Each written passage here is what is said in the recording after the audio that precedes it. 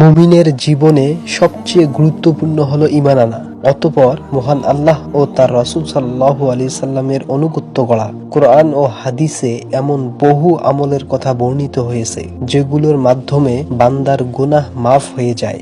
এই ভিডিওতে এমনই কিছু আমল তুলে ধরা হলো। মাদান ইবনু আবু তালহা আল ইয়ামাবি রাদিয়াল্লাহু তাআলা আনহু বলেন, আমি রাসূল সাল্লাল্লাহু আলাইহি সাল্লামের আজাদকৃত গোলাম থাওবানের সঙ্গে সাক্ষাৎ করলাম। আমি বললাম, আমাকে এমন একটি কাজের কথা বলে দিন যা করলে আল্লাহ আমাকে জান্নাতে প্রবেশ করাবেন, অথবা আমি তাকে প্রিয় ও পছন্দনীয় কাজের কথা জিজ্ঞেস কর। কিন্তু তিনি চুপ থাকলেন। আমি পুনরায় তাকে জিজ্ঞেস করলে তিনি তখনও চুপ থাকলেন। তৃতীয়বার জিজ্ঞেস করলে তিনি বললেন, আমি এ ব্যাপারে রাসূল সাল্লাল্লাহু আলাইহি সাল্লামকে জিজ্ঞেস করছিলাম। তিনি বলছেন, তুমি আল্লাহর জন্য অবশ্যই বেশি বেশি সিজদা করবে, কেননা তুমি যখনই আল্লাহর জন্য একটি সিজদা করবে, মহান আল্লাহ এর বিনিময়ে তোমার মর্যাদা এক ধাপ বৃদ্ধি করবেন এবং তোমার একটি গুনাহ ক্ষমা করে দিবেন।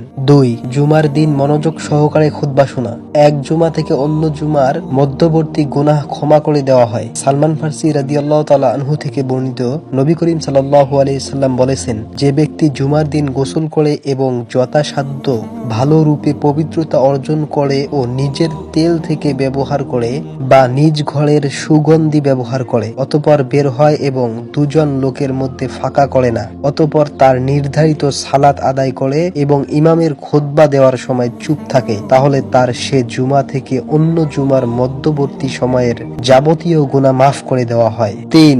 হজ ও উমরাহ পালন করা। হজ ও উমরাহ পালনে অনবরত গুনাহ মাফ হয়। আব্দুল্লাহ ইবনু মাসউদ রাদিয়াল্লাহু তাআলা আনহু থেকে বলেন, রাসূল সাল্লাল্লাহু আলাইহি সাল্লাম বলেছেন, তোমরা হজ ও উমরাহ পরপর একত্রে আদায় করো, কেননা এই হজ ও উমরাহ দরিদ্র ও গুনাহ দূর করে দেয়। লোহা ও সোনা রূপায় ময়লা যেভাবে হাপলের আগুনে দূর হয়, একটি কবুল হজের প্রতিদান জান্নাত ছাড়া আর কিছুই নয়। রাসূল সাল্লাল্লাহু আলাইহি সাল্লাম আরো বলেন, যে ব্যক্তি আল্লাহর উদ্দেশ্যে হজ করল, যা মধ্য সে অশ্লীল কথা বলেননি এবং অশ্লীল কাজ করেনি, সে হজ থেকে ফিরে আসবে সেদিনের মতো নিষ্পাপ অবস্থায় যেদিন তার মা তাকে প্রসব করেছিল। 4. মুসাফাহ করা। মুসাফাহ করার দ্বারা গুনাহ মাফ হয়। রাসূল সাল্লাল্লাহু আলাইহি সাল্লাম বলেছেন, যে দুজন মুসলিম পরস্পর মিলিত হয়ে মুসাফা করে, তাদের আলাদা হওয়ার আগেই তাদের সগীরাহ গুনাহ ক্ষমা করে দেওয়া হয়। 5. সৃষ্টি জগতের প্রতি সদয় হওয়া।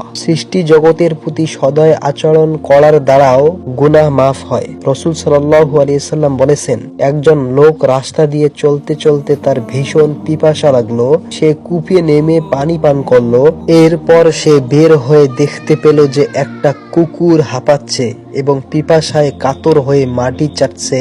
সে ভাবলো কুকুরটারও তার মতো পিপাসা লেগেছে। সে কূপের মধ্যে নামলো এবং নিজের মোজা ভরে পানি নিয়ে মুখ দিয়ে সেটি ধরে উপরে উঠে সে কুকুরটিকে পানি পান করালো। আল্লাহ তাআলা তার আমল কবুল করেন এবং তার গুনাহ মাফ করে দেন। রাসূল সাল্লাল্লাহু আলাইহি সাল্লাম বলেন, প্রত্যেক প্রাণীর উপকার করাতেই নেকি আছে। 6. ওযু করে মসজিদে যাওয়া। উত্তম রূপে ওযু করার দ্বারা অতীতের পাপ রাশি মাফ হয়। রাসূল সাল্লাল্লাহু আলাইহি সাল্লাম বলেছেন, আমি কি তোমাদের এমন কাজের কথা জানাবো না যা করলে আল্লাহ বান্দার গুনাহ ক্ষমা করেন এবং মর্যাদা বৃদ্ধি করেন? সাহাবারা জিজ্ঞেস করলেন, হে আল্লাহর রাসূল, আপনি বলুন। তিনি বললেন, কষ্টকর অবস্থায়ও পরিপূর্ণভাবে ওযু করা, সালাতের জন্য বেশি পদক্ষেপে মসজিদে যাওয়া এবং এক সালাতের পর আরেক সালাতের জন্য অপেক্ষায় থাকা, আর এ কাজগুলোই হলো প্রস্তুতি। 7. জামাতের সঙ্গে নামাজ পড়া। জামাতের সঙ্গে নামাজ পড়ার দ্বারা গুনাহ মাফ হয়। উসমান রাদিয়াল্লাহু তাআলা আনহু বলেন, আমি রাসূল সাল্লাল্লাহু আলাইহি সাল্লামকে বলতে শুনেছি, যে ব্যক্তি উত্তম রূপে ওযু করে ফরজ সালাতের জন্য পায়ে হেঁটে মসজিদে এসে ইমামের সঙ্গে সালাত আদায় করে, তার গুনাহগুলো ক্ষমা করা হয়।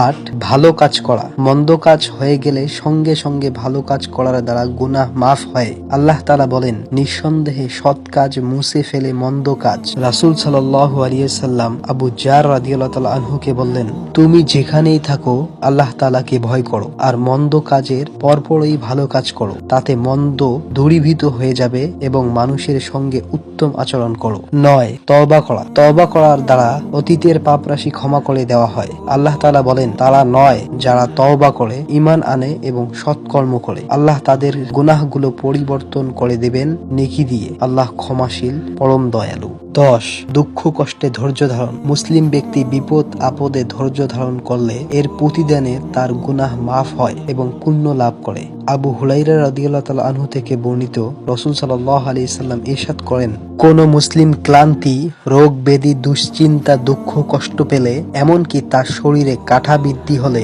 আল্লাহ এর মাধ্যমে তার সব গুনাহ ক্ষমা করেন।